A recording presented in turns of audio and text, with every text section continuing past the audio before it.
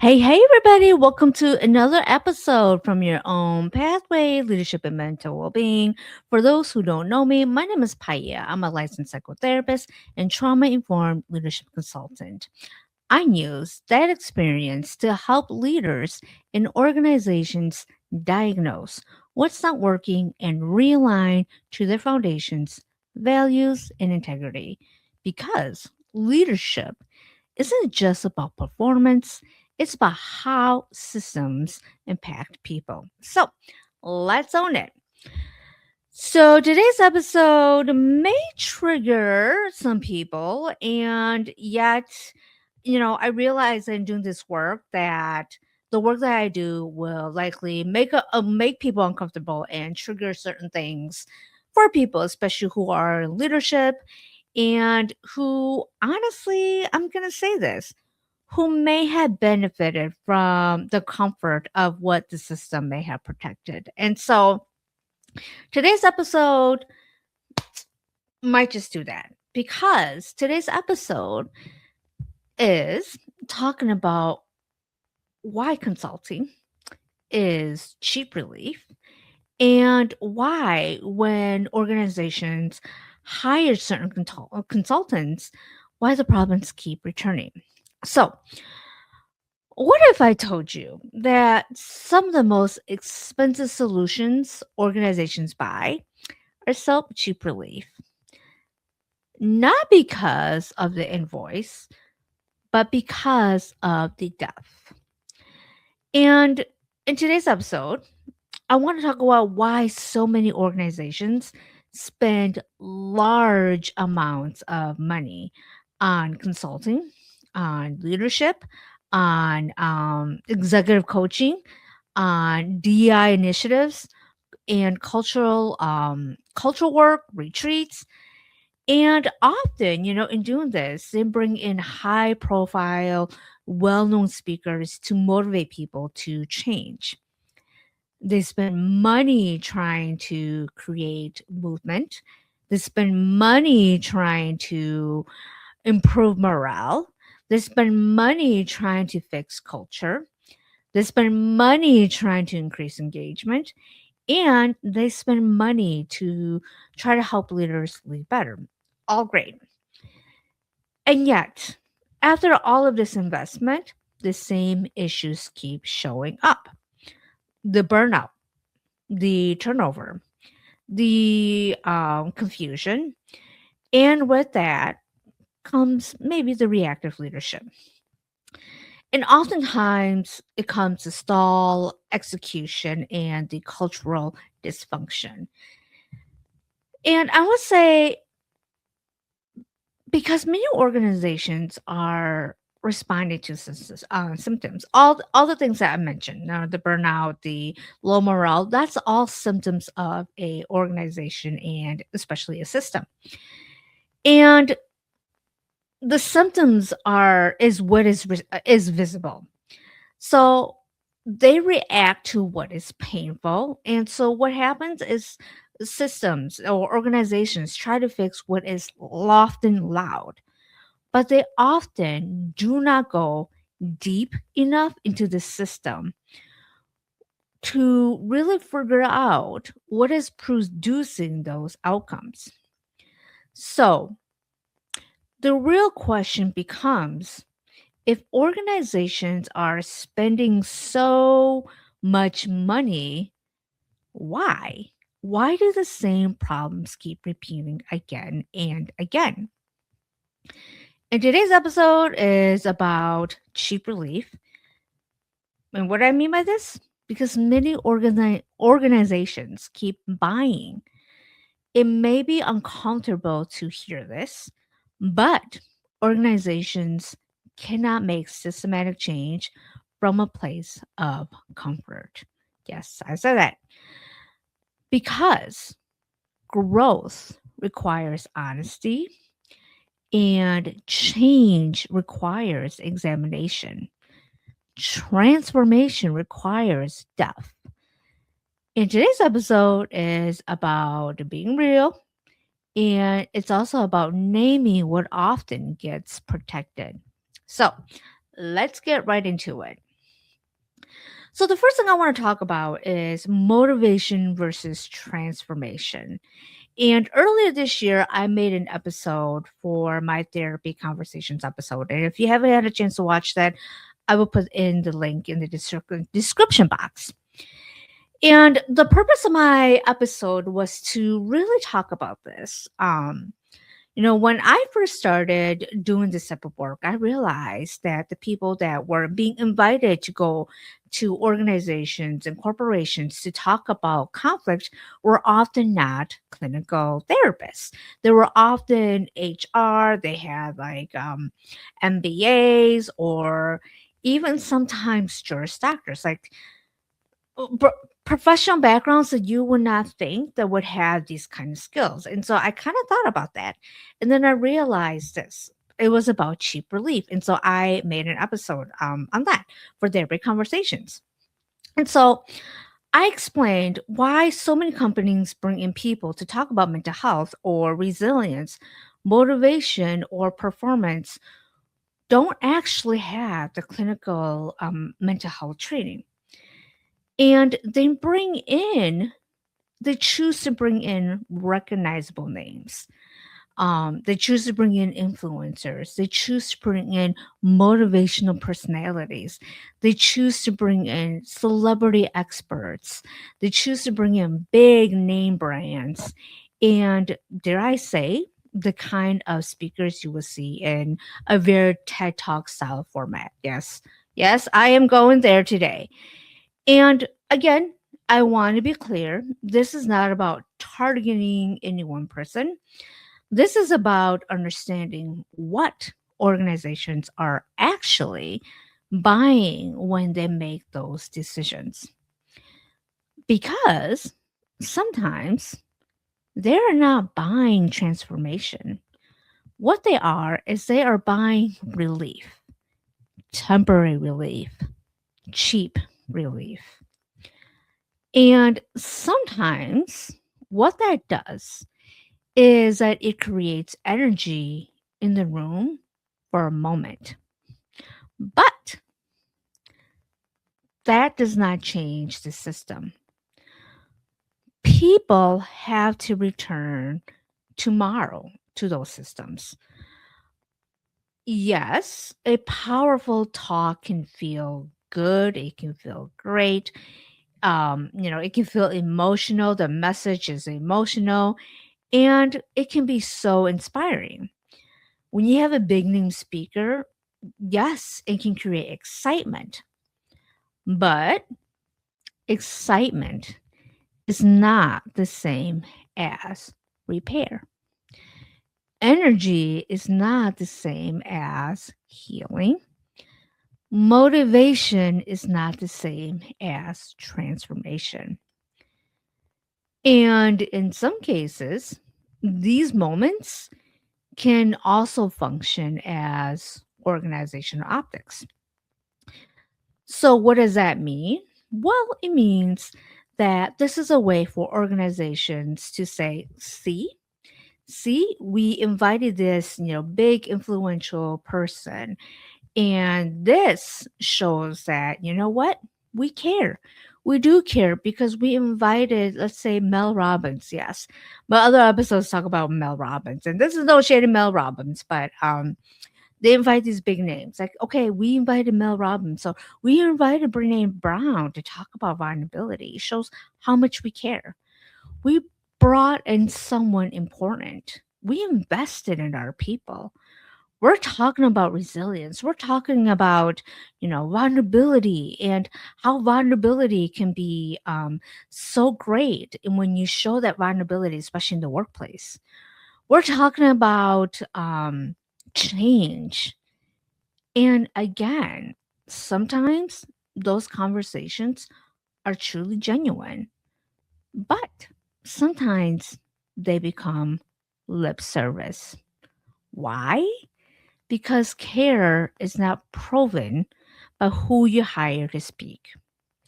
Care is proven by what people experience after the speaker leaves. So, moving on, let's talk about why cheap relief looks like it works. Well, cheap relief becomes convincing because cheap relief can feel like it worked, at least in the beginning, because morale improves after the event. Leaders feel energized after coaching. Teams feel hopeful after a retreat. People feel inspired. There's new language, there's fresh intention, fresh momentum. And for a moment, it can feel like something has shifted. But feeling different in a moment is not the same as functioning differently over time. Temporary emotional movement can feel like progress. And this is where reframing matters because people can do meaningful work in a supportive environment. They learn new skills, they gain insight, build connection, feel hope, feel clarity. But when they return to the same environment, that's where the real test begins. Because environment matters. And organizations are not so different in this sense. People leave with new tools and real intention, and then they return to the same leadership patterns, the same confusion, the same fear, the same overload, the same contradictions, the same incentives rewarding old behavior. And now they have to ask, what did I learn? What is actually in my control? How do I apply this in an environment that has not changed? This is where change efforts lose momentum. Not because people did not care, but because they were asked to change inside conditions that did not. And so this is not just an opinion. McKinsey and Company, for those who don't know, McKinsey and Company, they are a consulting, worldwide consulting company, has cited estimates suggesting that companies worldwide, that roughly 70% of organizational change efforts fail or fall short of intended outcomes. And 7 out of 10, out of that, 7 out of 10, that itself should raise a question and ask, are people the problem? Or are organizations trying to create change without understanding the system? And even when we zoom out further, according to Fortune Business Insights, and I will put all these stats in the description box too for anybody who is interested in these stats, is that the consulting industry sits, you don't believe this, but you might, in the hundreds of billions of dollars. Yes, that's B, not M, B as in boy. Excuse me, billions of dollars globally, with estimates placing it above $300 billion. Yeah, that's what the B. So what does that mean? That means organizations are investing heavily. So, if the same problems keep returning, the issue may not be effort. It may be depth. The size of the industry proves demand. It does not prove effectiveness. Let's talk about the presenting problems versus the actual problem. This is where we need to distinguish between the presenting problems and the actual problem of a system. And this is where I bring in my framework, the incongruence, the inconsistency, and the integrity breakdown. Incongruence is the gap between what is said and what is actually being done. Inconsistency is when standards and behaviors constantly shift. And when those persist, That's when integrity breaks down. So, what looks like burnout may be overload. What looks like poor communication may be fear. What looks like morale issues actually may be mistrust. And the presented problems get attention, but the real problem determines the outcome. And as I developed my frameworks for consulting, using a lot of my experiences from therapy and as a social worker, I realized something about the work that I do, that I was a systems psychoanalyst. And you might be thinking, Paya, what the heck is a systems psychoanalyst? Fair question. And lucky for you all today, I'm going to answer this. So basically, what I do, doing the work that I do, is I look at patterns beneath the surface. I look at the contradictions. I look at the behavior, the power, the fear, and adaptation. Because systems, like people, have patterns. They repeat, they defend, they normalize dysfunction. And until you see that, you can't change. So, what does this actually look like in practice? I assess across the macro, the meso, and the micro levels because people respond to conditions, not just instructions. And here is the problem. A lot of consultants, and I want to say this is not a gripe, or this is not to say anything against other consultants. I want to clarify that right now. And I also want to say this too. A lot of consulting is built on quick ROI. Like we want to know what the return of investment is. We want the fast answers. We want the fast fixes. We want the fast outcomes. We want everything quick, quick, quick. And understandable because there's a lot of pressure. But the thing is, fast does not mean effective. Sometimes, I know this is hard to hear for a lot of leadership and people who make decisions, especially in a very high and fast and a system and an organization that has a lot of moving pieces and outside opinions, that sometimes the most strategic move is to actually slow down. Why? Because this is to actually understand what is happening. Because if you move fast in the wrong direction, you multiply the cost. And so, no, leading to that is adaptation. And I want to say that adaptation is not bad. Adaptation can be a strength.